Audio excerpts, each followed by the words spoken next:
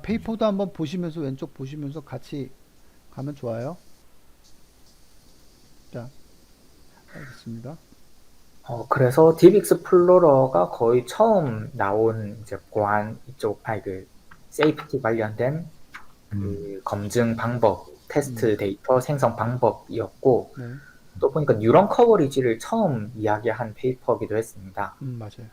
그래서 그런 네, 부분에 대해서 이제 본인들 연구의 당위성을 굉장히 강조를 합니다. 음, 음, 그래서 제일 처음에 들어가는 것이 이제 여기 그 테슬라 차량이, 자율주행 차량이 사고 났던 것들, 음, 사망 사고 났던 그런 기사를 언급을 하면서 음, 딥러닝이라는 게 굉장히 뭐 발달을 해서 여기저기 많이 사용되고 있지만, 음, 그게 지금 너무 다양하게 사용되다가 보안이나 안전이랑 관련된 시스템에다가 딥러닝을 집어넣으려는 시도가 계속 일어나고 있는데, 음, 그런 것들에서 굉장히 크리티컬한 문제가 발생할 수 있다. 음, 그리고 그게 굉장히 위험하다라고 짚으면서 크게 세 가지 자율주행 자동차의 시스템이랑, 음, 그다음에 그 악성 프로그램을 감지하는 것. 그러니까 지금 예를 들어서 뭐 안드로이드 앱이라던가 음, 아니면 저 PDF 파일 같은 거에다가 악성 코드 심어 놓는 이런 네, 걸 감지하는 거를 딥러닝으로 하고 있다고 하는데, 그런 걸 할 때나 아니면 뭐 항공기 충돌 방지 시스템 같은 걸 만드는데 음, 딥러닝을 넣었을 때, 음, 저희가 뭐 이미지 데이터 뭐 분류하고 이런 거는 뭐 에러가 난다고 해서 얘가 뭐 분류를 잘못했다고 해서 뭐 사람이 죽거나 하진 않습니다. 그런데 이런 자율주행 자동차나 음, 뭐 악성 코드 감지 이런 걸 하는데 얘가 에러를 냈다. 이러면은 굉장히 큰 문제를 발생시킬 수 있는 거죠. 네, 음, 그 중에서도 이제 그런 문제를 발생시키는 것들을 이제 코너 케이스라고 이야기를 하고, 네, 이 코너 음, 케이스를 단순히 분류를 잘하고 잘못하고를 떠나서 완전히 잘못된 행동을 하게 만들 수도 있다라는 음, 점을 지적을 하고 있습니다. 음, 그러면서 뭐 특히나 여기 피규어 1에다가 지금 밝기, 이 이미지의 밝기만 조금 조절을 했더니 지금 자율주행 자동차가 원래라면 왼쪽으로 음, 제대로 방향을 꺾어야 되는데 음, 오른쪽으로 가드레일을 뚫고 돌진하려고 하는 그런 행동을 하는 사례를 네, 예시로 들어놨습니다. 네, 그래서 굉장히 위험한 거죠. 네. 요 음, 사진은 뭐 단골 같아요. 이 그래요? 페이퍼 이후에 그 문제점 냈을 때 굉장히 자주 음, 등장하는 음, 그런 그림으로 많이 사용하더라고요. 레퍼런스 많이 아, 나오고. 네, 뒤에서 보시면 아시겠지만 웬만한 경우에는 이렇게 되다기보다는 그래도 좀 리즈너블한 음, 그 회전, 우회전, 좌회전을 하게 되는데, 음, 이 음, 이미지는 이제 우회전하면 바로 이제 가드레일을 받고 절벽으로 떨어지는 음, 그런 사진이라서 음, 굉장히 좀 심각성이 큰 샘플 코너 케이스라고 볼 수 있겠습니다. 네. 진정한 코너 케이스네요. 네. 음, 그러니까 그게 어려운 거 아니라 그냥 다 크냐 아니냐 그러니까, 그것만 줬는데 음, 그러니까 굉장히 그 오류 데이터 자체가 굉장히 쉽게 그 음, 변질할 수가 있는 거잖아요. 저 부분은. 아, 네. 예. 그런데도 그리고 실제로 불구하고 이렇게 음, 그 요즘에 나온 자율주행 이런 거 해보면은 실제로 터널에서 이렇게 밖으로 나오면 이제 갑자기 환해지잖아요. 예.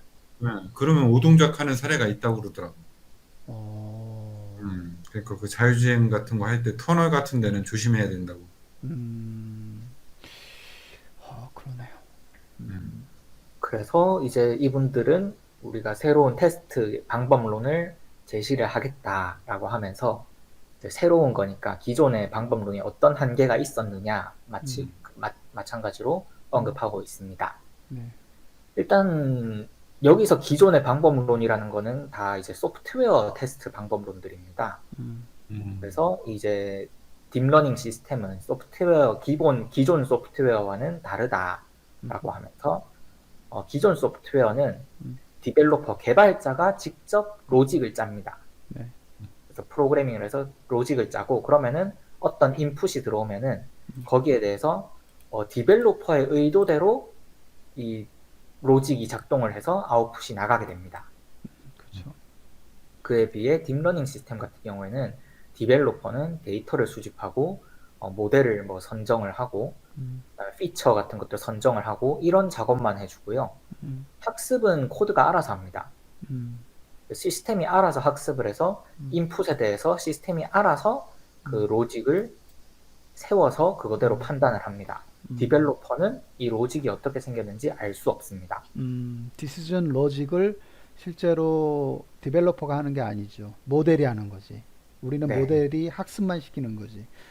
그래서 뒤에서도 사실 좀 자세하게 다루겠지만 음, 기존의 테스트 방법론들 크게 두 가지를 들고 있습니다. 첫 번째는 이제 테스트 데이터 셋을 가지고 테스트하는 경우랑 두 번째는 이 어드버서리얼 해가지고 기존 데이터를 변조를 시켜가지고 그걸로 테스트하는 두 가지를 언급하는데 양쪽 모두 굉장히 그 모델이 가지고 있는 디시전 로직의 극히 일부만을 테스트할 수 있다라고 이야기를 합니다. 예를 들면 아까 전처럼 이런 밝기 같은 것들이 있겠고요. 뭐 밝기라든지 아니면은 뭐 버스냐 자동차냐 자전거냐 이런 각종 케이스. 지난번 처음에도 말씀해 주셨지만 갑자기 뭐 도로 한복판에 비행기가 떨어지면은 자율주행 자동차가 어떻게 판단할 것이냐 알 수 없는 거죠. 왜냐면 이 로직을 모델이 스스로 세웠기 때문에 이 로직을 100% 커버하는 테스트 셋을 만드는 그 테스트 오라클을 만드는 것이 거의 불가능합니다. 그래서 이런 것들이 문제였고 이런 것들을 마치 기존 딥러닝 시스템 테스트 방법론들을 코드 소프트웨어 쪽으로 가져오자면 낮은 코드 커버리지를 가진다라고 표현을 할 수 있습니다. 다시 말해서 기존 소프트웨어, 이 A 사례가 기존 소프트웨어인데요. 만약에 이런 소프트웨어가 있다고 가정을 합시다. 여기서 X라는 인풋이 들어오는데 이게 숫자입니다. X가 데드비프라는 숫자 그 알파벳으로 적어놨는데 사실 이 데드비프는 16진수 숫자입니다. 그 8자리짜리 32비트짜리 숫자인데 16진수고요. 처음 들어보네. 데드비프. 그러니까 그냥 말을 그러니까 이렇게 해놓은 거예요, 지금. 죽은 소고기? 데드 그러니까 이게 비프. A부터 F 사이에 있기 때문에 16진수인데 이 16진수를 뭐 마치 그 단어처럼 데드비프라고 적어놨는데 X가 정확하게 그 이 숫자를 가리킬 때에만 어떤 코드가 실행되는 코드가 있습니다. 네. 근데 그게 버그가 들어있는 거죠. 네. 이때 저희가 랜덤한 X를 집어넣어가지고 이 버그를 발생시키는 것은 거의 확률이 불가능하다고 봐야 됩니다. 거의 뭐 42억 분의 1 이런 식으로 말도 안 되는 확률로 작동을 시켜야 되는데 이 디벨로퍼가 로직을 만들었다면 이런 이 데드비프가 발동을 하면은 이 버그 코드가 작동을 한다는 걸 알았다면은 그런 테스트 샘플을 준비를 했겠죠. 근데 지금 이 딥러닝 시스템은 로직을 개발자가 짠 게 아니기 때문에 이런 로직이 존재한다는 것 자체를 모릅니다. 그래서 X를 랜덤하게 샘플링해서 집어넣을 수밖에 없고 그런 상황에서 이런 버그가 발생을 한다는 사실을 알아차리는 것은 거의 불가능합니다. 요 샘플 좋다. 그죠? 그래서 그 사례 두 번째 이제 그것을 딥러닝 쪽으로 옮기면 어떻게 되느냐. 그래서 실제로 딥러닝이 이런 식으로 작동하지 않지만 만약에 어떤 자동차와 사람을 구분하는 그 모델이 있는데 이 모델이 첫 번째 레이어에서는 각각의 노드들이 이 대상, 오브젝트의 색깔이 블루냐, 레드냐를 보고 그 다음에 그 세로축이 몇 개가 있고 가로선이 몇 개가 있느냐 이런 거를 체크를 하는 그런 노드들이 있고 두 번째 레이어에서는 그래서 이게 코냐, 이게 자동차 바퀴냐 이런 걸 분류하는 노드가 있고 그래서 이것들을 쭉 종합을 해보니까 이건 차다. 95% 확률로 차다. 이렇게 만들어내는 모델이 있다고 가정을 해보겠습니다. 그때 여기 이 이미지에는 안 적혀 있지만 이제 텍스트에서 뭐라고 돼 있냐면은 만약에 빨간색 코를 가진 광대 복장을 한 얼굴이 딱 등장을 하면은 자동차로 분류를 하게 된다. 그런 버그가 발생을 한다라고 가정을 하자라고 이야기를 한 다음에 만약에 입력 데이터에서 우리가 그 사실을 모르고 있다면 그래서 광대 복장을 한 사람의 얼굴이 아니라 그냥 평범한 사람들 얼굴, 어, 흑인, 백인, 황인 어, 이미지를 넣어서 어, 얼굴로 분류를 했다면은 어, 우리는 빨간색 코를 가진 사람이 들어오면은 자동차로 분류를 한다는 사실을 죽었다 깨어나도 알아차릴 수가 없다라고 어, 마치 그렇게 이제 해석할 수 있다라고 어, 사례를 듭니다. 어. 물론 그건 아, 어디까지나 이제 뭐 만약에 그렇다면 if의 이야기지만 어, 마치 코드 커버리지처럼 설명할 수 있는 거죠. 음. 어. 루돌프 사슴코가 이렇게 와도 자동차라고 얘기할 수도 있겠네. 네, 아, 그런 상황이죠. 어, 루돌프는 사실 자동차가 맞습니다만, 음, 루돌프 사슴코는 매우 하여튼 빨간 코니까 근데 음, 자동차는 아니잖아 사실은. 음, 산타의 자동차죠. 근데 음, 그 예제 잘 들었다 그죠? 네, 어, 그러니까 이게 이 음, 이미지가 딱 설명하고 있는 게 음, 코드 커버리지라는 개념이 음, 어떻게 이제 본인들이 처음 제안하는 뉴런 커버리지라는 개념으로 전환이 될 수 있는가에 대해서 이 이미지 하나로 딱 설명을 한 겁니다. 음, 음. 그러니까 내가 예전에 음, 그 기획할 때 이 논문을 정리해서 딱 했어야 되는데 엉뚱한 거 가지고 정리하느냐고 애먹었는데 음, 이걸로 딱 그 설명했으면 좋았을 뻔했겠네. 음, 네, 그래서 이제 이 이야기로부터 이제 뉴런 커버리지 이야기가 나오고요. 음, 아직 인트로덕션이기 때문에 네, 뒤에 이제 좀 자세히 나옵니다. 네, 그래서 좋아요. 인트로덕션은 다 이제 페이퍼의 전체 요약이니까 네, 여기서는 이 정도만 다루고 뒤에 자세하게 들어가겠습니다. 어, 그래요. 인트로덕션의 그 어떤 그 연구의 필요성, 음, 배경 이런 거 지금 얘기하고 있는 거죠. 음, 네. 네, 그다음요. 그래서 다음으로 이제 그렇다면은 우리 네, 시스템 딥 익스플로러는 어떻게 테스팅을 할 것이냐. 어, 그래서 오토메이티드 자동화된 음, 시스템적인 테스팅을 할 음, 거다라고 표현을 하고 있고요. 네, 거기서 이제 핵심 목표가 두 가지입니다.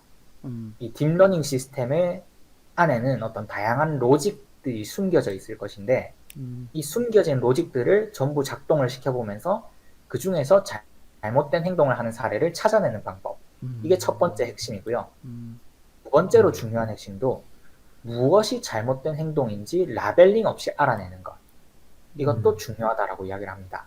음, 다시 말해서 이 AI가 어떤 상황에 대해서 행동을 하는데 이게 맞느냐 틀리냐를 알려면은 사람이 이거를 마킹을 해놔야 됩니다. 음, 음, 자동차가 좌회전을 하는 게 옳은가, 우회전을 하는 게 옳은가, 이미지에 대해서 사람이라 분류해야 되는가, 차라고 분류해야 되는가, 이거를 맞는지 틀린지를 찾아내려면은 반드시 사람이 거기 라벨링을 해놔야 되고, 그러면 테스트 셋 가지고 해야 됩니다. 음, 이게 문제가 발생하는 게, 어드버서리얼 샘플 같은 경우를 보면은 데이터를 막 뒤집고 돌리고 뭐 늘리고 줄이고 하지 않습니까? 음. 아까 데이터의 그 변형을 교수님께서, 이뤄냈죠.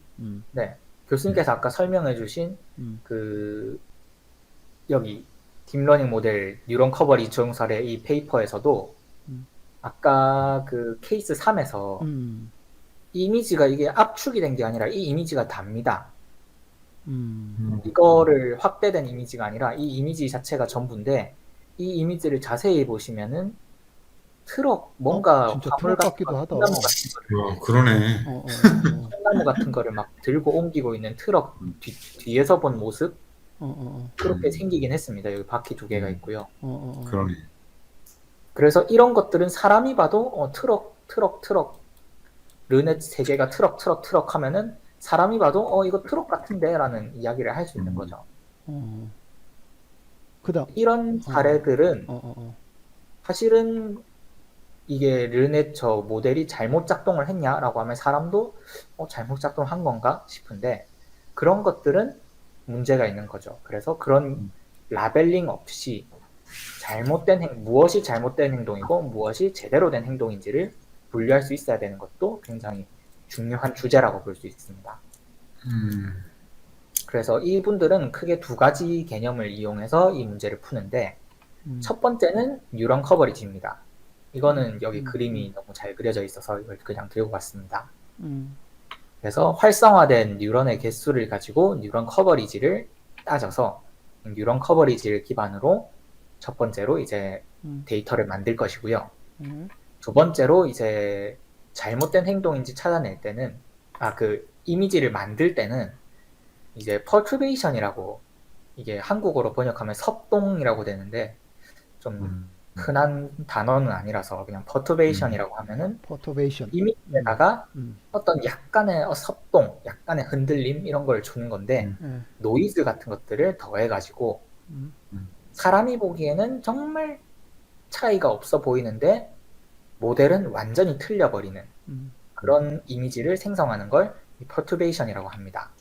음, 어드버서리얼 샘플을 만드는 데 굉장히 중요한 것이고, 음, 가장 그 유명한 이미지가 여기 팬더 이미지를, 그 기존 AI 모델은 57.7%로 그 팬더라고 분류를 하는데, 음, 이런 형태의 그 잘 계산된 노이즈를 0.007%, 0.007, 그러니까 0.7% 정도 섞어주면은 오른쪽 이미지가 나옵니다. 사람은 이거 구분 못합니다. 픽셀 한 개 정도씩 막 차이가 나는 거라서, 픽셀 하나당 그 색깔이 255 중에 1 정도씩 차이가 나는 거라서 사람은 이거 분류를 음, 못합니다. 그런데 모델은 이거를, 이게 긴팔 원숭이거든요. 99.3%, 얘는 거의 100% 긴팔 원숭이다라고 분류를 음, 하게 되는 겁니다. 네, 이게 노이즈가 랜덤 노이즈가 아니라 어떤 어택이죠. 어드버서리얼 어택. 음, 이러한 노이즈를 강제로 어떻게 잘 정교하게 만들어서 곱해줬더니 음, 사람이 보기에는 음, 거의 차이가 없는데 모델은 완전히 틀려버리는 이런 이미지가 음, 발생을 하는데, 이런 식으로 모델의 잘못된 행동을 유도를 할 겁니다. 음. 그래서 이런 접근 방법을 사용할 것이고요. 예, 결과는 나중에 결과에 보시면 되겠습니다. 예. 잠깐만요. 그 페이퍼에서 궁금한 게 지금 왼쪽이 뉴런 커버리지, 오른쪽이 퍼터베이션. 그래서 1번 케이스와 2번 케이스 두 가지 케이스를 고려를 한다라고 어, 얘기를 했죠, 지금. 동시에 고려를 합니다. 네. 네, 그 퍼터베이션이라는 말을 썼어요, 여기 페이퍼에서. 퍼튜베이션이라는, 예. 그러니까 두 가지의 전략으로 뭔가 실험을 하겠다, 보겠다, 바라보겠다라고 하는 것이 아까 그런 그 이미지도 다 좋고 좋은데 음. 페이퍼에는 사실 저 이미지가 나오진 않고 있거든요. 네네, 예, 나오진 않죠. 설명을 그냥 위해서 딴 유명한 건데, 이미지입니다. 예, 설명을 위해서 음, 유명하니까 어드버서리얼 어택에서 갖고 왔단 말이에요. 음, 네. 예, 갖고 왔는데 이 페이퍼에서 얘기하는 용어와 저기 퍼터베이션 있네요. 그 용어, 퍼터베이션이 예전에 그 딥마인드의 세이프티 정의할 때 보면은 예, 예. 거기도 퍼터베이션이 나왔던 것 같아요. 예. 그 다음에 아까 어드버서리얼 어택이 나온 시점하고 이 페이퍼가 나온 시점하고 어떤가요? 어드버서리얼 어택이 더 어택, 전에 나왔나? 네, 14년도입니다. 2014년도에 나왔죠, 좀. 맞죠? 2014년. 아, 그러면은 그러네. 2014년이고 이게 2017년이니까 그래서 퍼터베이션이라는 릴레이티드 용어를 워크에 언급하고 있습니다. 어, 릴레이티드 워크에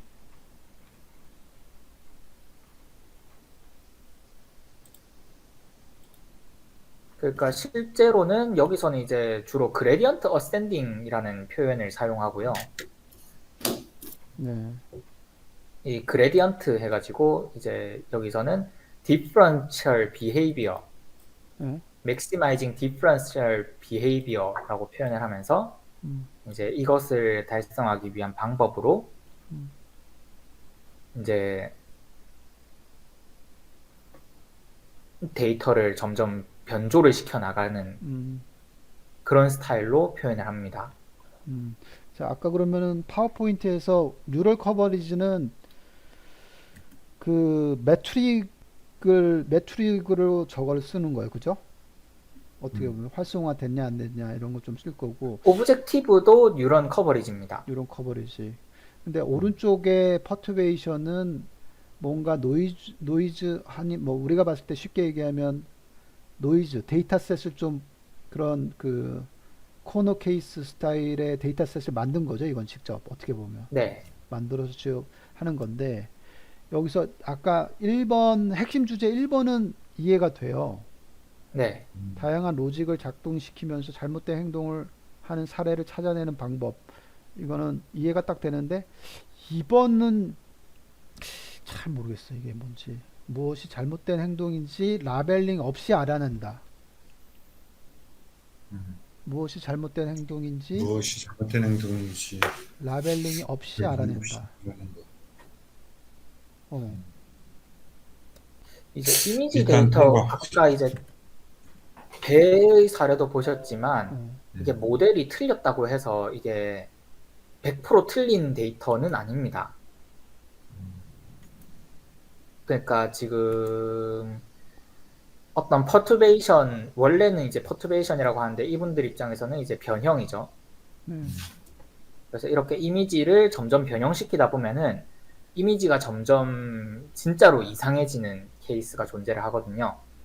그래서 기존의 어드버서리얼 이그젬플 관련된 연구들은 이렇게 0.007 굉장히 작은 수준의 변화만을 줄 수밖에 없었습니다. 왜냐면 너무 심하게 변형시켜버리면 사람도 알아보기 힘든데 거기에 대해서 모델이 틀렸다고 해서 그게 틀렸다고 말할 수는 없는 거죠. 그래서 이분들은 그런 어떤 테스트 셋에서 샘플링을 하자니 이제 데이터 커버리지가 너무 적고 그렇다고 어드버서리얼을 하자니 그것도 별로 좋은 방법이 아닌 것 같아서 아까 그 1번, 2번 쓴 거가 페이퍼에서는 어느 부분이에요? 페이퍼에서는 여기 1번, 2번입니다. 예, 그거 조금만 확대만 살짝 해주면 어떻게 보면 챌린지라고 얘기를 한 거예요. 키 챌린지. 네, 예, 키 챌린지고 1번은 다 how to네 하는 방법인 거네요. 1번은 네, 인풋을 생성하는 방법이네요. 그죠? 인풋들을 생성하는 방법. 그 인풋은 어떤 DL 시스템의 로직을 트리거하고 언커버 하는 틀린 어떤 행동의 유형을 그런 인풋을 생성하는 거를 얘기하는 거죠, 지금. 이거. 네. 1번은. 그 다음에 2번은 how to identify, 그러니까 구별하는 방법. 이거는 DL 시스템의 잘못된 행동을 딱 찾아내는, 구별하는, 솎아낼 수 있는 방법. 근데 그게 매뉴얼 라벨링이나 체킹이 없이 라고 얘기를 한 그 부분이 아까 그거네. 매뉴얼 레이블 체킹을 하지 않고 DL 시스템의 행동을 구별하는 방법. 그러니까 결국 이거는 일일이 라벨을 다 만들 수는 없으니 매뉴얼하게.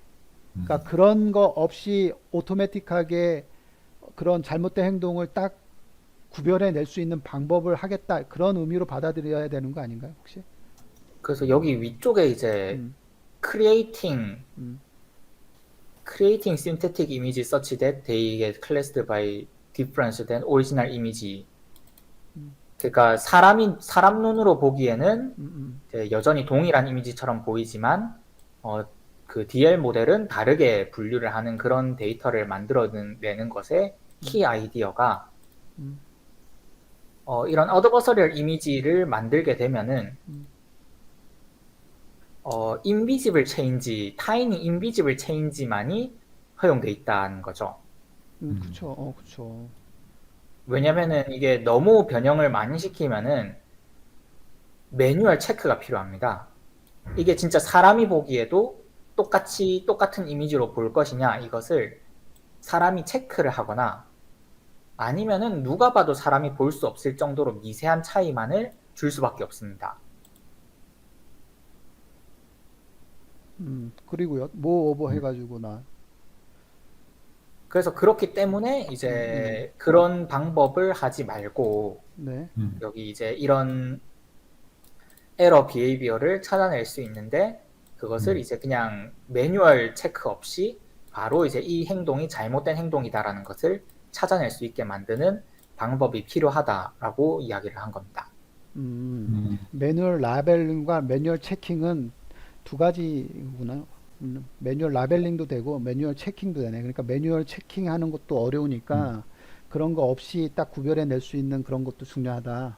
네. 음, 그러니까 어드버서리얼로 이미지를 생성할 적에 음. 생성된 이미지가 진짜 사람이 보기에는 똑같은 이미지인데 그 모델이 잘못 분류를 했는지, 아니면 사람이 보기에도 알아보기 힘들 정도로 변조를 시켜가지고 이게 분류가 된 건지, 이거를 사람이 체크를 해야 됐는데 이 방법은 그런 방식을 사용하지 않습니다. 오케이. 일단은 어, 어, 예, 키 챌린지에 대한 언급을 좀 했고요. 예, 오케이. 챌린지. 그 약간 이게 테스트 오라클 뭐 이런 거랑도 관련이 있는 거 같네요. 그렇죠. 테스트 오라클 개념이랑 비슷합니다. 그래서 원래 백그라운드가 이렇게 쭉 이어지게 되는데 지금 남은 시간이 5분밖에 없어서 네. 일단 백그라운드. 핵심 아이디어를 잠깐 이제 그러니까 차회 예고를 해드리자면은 여기 이게 딥익스플로어 워크플로우의 핵심입니다. 오케이. unlabeled seed 인풋이 주어지고요. 어허. 우리는 이 seed 인풋을 변형시켜서 difference including 인풋으로 만들 겁니다. 아, 잠깐. 여기서 difference indexing input이라고 하는 것은 변형된 네네. 인풋이라고 보면 된다. 네네. 아, 그러면은 이 안에 있는 프로세스는 변형시키는 프로세스네요. 네, 변형 프로세스입니다. 변형시켜주는 프로세스인데 어떻게 하겠다는 거예요? 일단 학습이 완료된 DNN이 적어도 2개 이상 필요하고요. 이 페이퍼에서는 3개를 준비를 했고 뭐 3개 이상 늘어도 상관없습니다. 네. 그래서 얘들이 투표를 합니다. 투표요. 여기 이미지에는 나와 있지 않은데 이 DNN들이 이제 이 데이터를 분류를 합니다. 네. 그래서 아까 뭐 그 CPA10 데이터로 치면은 얘가 새냐, 사람이냐, 배냐, 트럭이냐 분류를 합니다. 네, 네.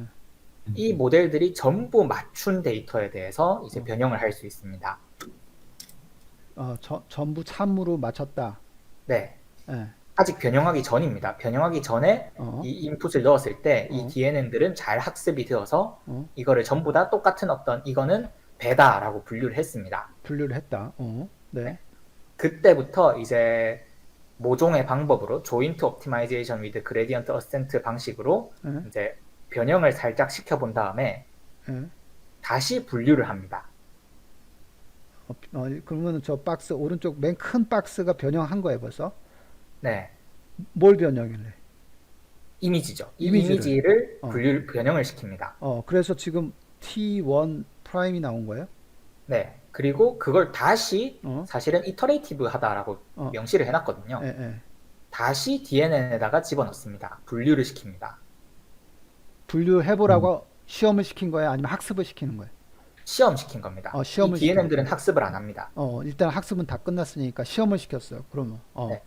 그렇게 했을 때 이 모델들이 아직은 변형이 너무 적어가지고 마찬가지로 또 똑같이 모두 다 이제 한쪽으로 다 맞게 분류를 했다면은 맞는지 틀린지는 모르죠. 근데 하여튼 처음에 시작이 다 맞췄으니까 이제 다 맞췄으면은 또 이제 분류를 조금 더 변형을 일그러뜨려 보고 다시 분류를 시켜보고 좀 더 일그러뜨려 보고 분류를 시키는데 그 중에 우리의 타겟 모델이 하나 있습니다.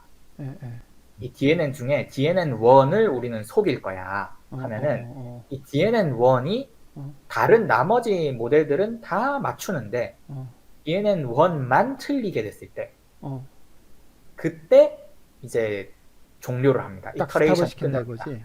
네. 그러면은 나머지 모델들은 다 맞추는데 얘 혼자 못 맞췄기 때문에 이 테스트 데이터는 DNN1에 대한 코너 케이스가 됩니다. 맞아. 이게 그러니까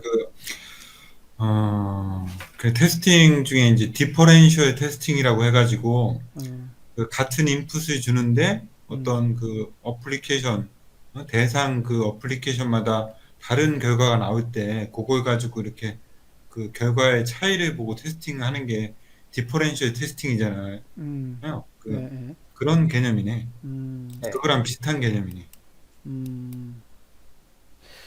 그러면 저 플로우에는 이미 어, 코너 케이스를 만드는 방법론이 저기에 있네요. 저 그림에는. 음, 네. 그러니까 여기서 이 코너 케이스를 만드는 방법론은 어, 좀 복잡해서 메소돌로지 들어가서 이제 말씀을 드리겠습니다. 예. 이렇게 좀 수식으로 되어 있고, 음, 그러니까 그 디테일한 거는 당연히 복잡할 텐데 러프하게는 하여튼 저 흐름에서 목표는 여기서 디퍼런셜하게 뭔가 바꿔서 다시 입력을 주고 대상들의 그 DNN 1부터 N까지한테 주입을 시켰을 때 뭔가 타겟 DNN 쪽에서 걔는만 못 맞힐 경우에 딱 스탑을 하고 그때 나오는 이 변형된 이미지를 데이터를 우리는 코너 케이스라고 생각해도 되겠다. 뭐 이런 얘기죠. 네. 음, 그래서 아까 말씀해 주셨던 디퍼런셜 테스팅이 키워드로 이렇게 들어와 있습니다. 화이트 박스 테스팅은 뭐예요? 네, 화이트 박스 테스팅 이야기도 이제 들어와 있고요. 화이트 박스라는 거는 이제 블랙 박스라는 거는 그 대상 시스템을 그 음, 안에 소스 코드나 이런 거는 전혀 모른 채 테스팅하는 게 블랙 박스고 네. 화이트 박스라는 건 그 안에 이제 소스 코드까지 까보면서 테스팅하는 게 화이트 박스고 아, 화이트 박스는 블랙 안다. 박스의 반대 개념이죠. 블랙 박스는 모른다. 그러니까 그거를 그냥 음, 그 안에 내부 구조나 소스 코드는 모른 채 인풋 아웃풋만 가지고 테스팅하는 거를 이제 블랙박스 테스팅이라고 하는 거고 음, 그 반대를 이제 화이트 박스 테스팅이라고 하는 거죠. 네, 그래서 지금 이분들이 이제 The First White Box Testing Method for Deep Learning System이라고 해서 딥러닝 시스템에서 화이트 박스라고 하는 것은 이제 아까도 보셨다시피 이제 뉴런이 컴포넌트다라고 했으니까 음, 이제 딥러닝 안에 있는 모든 뉴런들의 어떤 값이나 작동하는 것들을 다 확인할 수 있는 그런 환경에서의 그 테스팅 매트릭입니다. 까볼 수 있다. 네. 음. 그러면 블랙 박스 테스팅 매트릭 뭐 이런 것도 있는 건가? 기존 방법들이 다 블랙박스라고 이야기를 합니다. 그러니까 일반적으로 이제 우리가 그 지금 나왔던 얘기 가지고 설명을 해보면은 이런 커버리지 예, 예. 이런 게 주로 화이트 박스 테스팅하고 이제 많이 관련이 있는 거고 음, 그 외에 이제 기존에 뭐가 있지? 갑자기 생각이 안 나는데 아, 아무튼 어, 아까처럼 입력, 인풋만 넣어가지고 아웃풋이 제대로 종작하느냐 안 하느냐 이런 걸 따지는 거는 다 블랙박스죠. 음, 그 안에는 모를 때? 네, 안에 어떻게 되는지는 모르고 그냥 인풋 적당히 그 테스트 데이터 넣어가지고 음. 결과가 제대로 나오냐 안 나오느냐는 블랙박스라고 볼 수 있죠. 음, 그러니까 이제 그 내부 로직을 모른 채 음, 이 시스템에 대해서 어떤 인풋을 이렇게 막 조합을 하거나 음, 아니면은 또 뭐라고 해야 되나 아무튼 그 뭐 그 케이스, 바운더리를 테스팅할 수 있는 데이터를 막 넣거나 아니면 뭐 조합을 해서 넣거나 여러 가지 그 데이터를 이렇게 여러 가 방식으로 넣어봐서 결과만 가지고 테스팅하는 게 블랙박스 테스팅이죠. 음, 내부 로직을 모르고 그냥 우리 진짜 음, 블랙박스처럼 그렇죠. 블랙박스 열 수는 없으니까 그게 근데 음. 말 그것처럼 그대로 이제 모르겠다는 거예요. 모르겠다 그 라는 박스 거고 안에 모르겠다. 박스 안을 근데 화이트 모르는 박스는 그 안에 투명하다는 거지. 다 소스 코드까지 로직까지 다 보인다는 거지. 음, 그래요.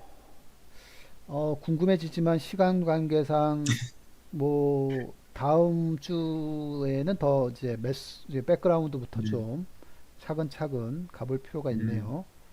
음. 네, 예, 그래서 다음 주에 본격적으로 들어가 보도록 하겠습니다. 본격적으로. 예, 여기까지 질문 혹시 있을까요? 그러면 아, 없어요. 그래서 어, 아무튼 또 생각나는 거는 이제 이게 그 내가 기획안을 냈을 때 음, 이제 비판이라고 해야 되나? 공격이 그거였어요. 음, 이 코너 케이스가 별게 아니고 그냥 음, 이 애드버세리얼 케이스, 그러니까 예, 애드버세리얼 어택에서 만드는 그 애드버서리얼 케이스 가지고 쉽게 만들어서 해볼 수 있는 거 아니냐 음. 그런 비판이 있더라고요. 아, 그런데 아까 제가 그래서 질문한 게 사실 두 번째 그 부분이 저는 뭐라고 봤냐면 음, 그 얘네들의 키 챌린지가 두 번째 챌린지가 how to identify 쭉쭉쭉 하면서 without manual labeling with checking 이거였거든요. 매뉴얼 레이블링, 매뉴얼 체킹 없이 딥러닝 시스템의 이상한 행동들을 구별해낼 수 있어야 된다라고 하는 그거가 나는 좀 깜짝 놀란 게 뭐냐면 코너스톤 다시 말하면 코너 케이스를 만드는 것도 한계가 있다. 이거 어떻게 해서 내가 다 만들 거냐? 아까 저번에도 처음 만났을 때도 막 가는데 비행기 떨어지고 이런 거 어떻게 고려 못 하잖아요, 사실은. 예. 그렇죠. 그런 것까지 그런 거 하지 않고도 탐지할 수 있는 방법이 중요하다라고 저는 느꼈거든요. 그러니까 코너 케이스를 어느 정도 만드는 거, 그다음에 어드버서럴 어택으로 가지고 만들 수도 있어요. 그래서 그런 만들 수도 있지만 그것도 한계가 있다라고. 다 100%를 포함하는 개념은 아니다라고 본 거죠, 저는. 그리고 이 페이퍼도 그렇게 본 게 아닌가 싶은 거지, 나는. 그래서 그게 두 번째 챌린지가 되게 중요한 챌린지구나라는 생각이 딱 드는 거예요. 그래서 코너 케이스를 다 만들지 않고도 판별할 수 있는 어떤 메커니즘이 필요하지 않냐라는 거죠. 그렇죠. 아무튼 이게 이 분야가 이렇게 완전히 성숙된 분야가 아니니까 뭔가 이렇게 하나씩 해가면서 조금 더 발전시키는 거지. 뭐, 그, 새싹이 얼마 되지 않은 연구를 가지고 뭐 이것도 안 되고 저것도 안 되고 그렇게 따지면 안 되는 거죠. 그렇지 않나요? 예. 근데 이제 초창기에 이렇게 이런 거를 요런 정도 수준까지 고민할 수 있었다는 게 되게 멋있네요. 이 페이퍼가. 아, 그러니까 나는 이 논문 보면서 야, 이 논문을 진작 읽어봤으면은 그동안 헤맸던 게 이렇게 많이 시간 단축을 했을 텐데 너무 늦게 읽어봤네. 음, 네.